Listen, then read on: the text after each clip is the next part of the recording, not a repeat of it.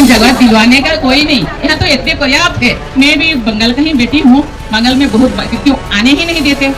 ममता दीदी मेरे बहन भी है, छोटे बहन है, पता नहीं मुझे कोई गुस्सा किए होंगे इसलिए वहाँ जाके प्रोग्राम करा, कोई बात नहीं। ভারতবর্ষের মহামহিম অনুষ্ঠানে জায়গা দেওয়া। এখন বাজে প্রায় 11টা আর আমি কি ভিডিও দেখলাম নিশ্চয়ই বুঝতে পেরেছেন যে রাষ্ট্রপতি মাননীয় মুখ্যমন্ত্রীকে নিয়ে এখন তিনি 10 থেকে 20খানা অভিযোগ তুলছেন।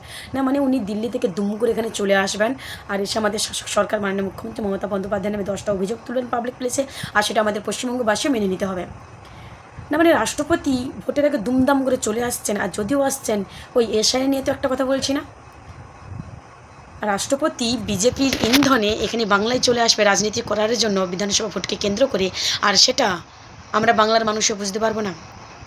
রাষ্ট্রপতি যা বলছে আমাদেরকে মেনে নিতে হবে। এতদিন কোথায় ছিলেন আপনি? যে অভিযোগগুলো মাননীয় মুখ্যমন্ত্রীকে করছেন, আপনাকে একটা কথা বলি, আপনি দুমদাম করে বাংলায় না জানিয়ে চলে আসবেন। যখনই আসবেন তার 1 ঘন্টা আগে মাননীয় মুখ্যমন্ত্রীকে জানাবেন যে আপনি আসুন নাকি। আর যে মমতা বন্দ্যোপাধ্যায় মানুষের নাগরিকত্ব বাঁচানোর জন্য যে মেয়েটা ধর্নায় বসেছে সেই নাগরিককে মৃত্যুর মুখে ঠেলে দিয়ে আপনার কাছে দৌড়ে ছুটে চলে যাবে নাকি? দৌড়ে ছুটে চলে যাবে?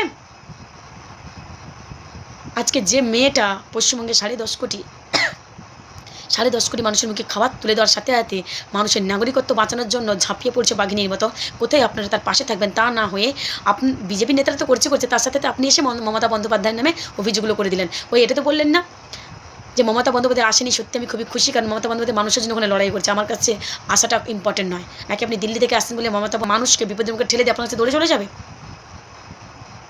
167 জন মারা গেছে, আর এই 167 জন ভোটার 2024 সালে নরেন্দ্র মোদীকে ভোট দিয়ে জিতিয়েছিল।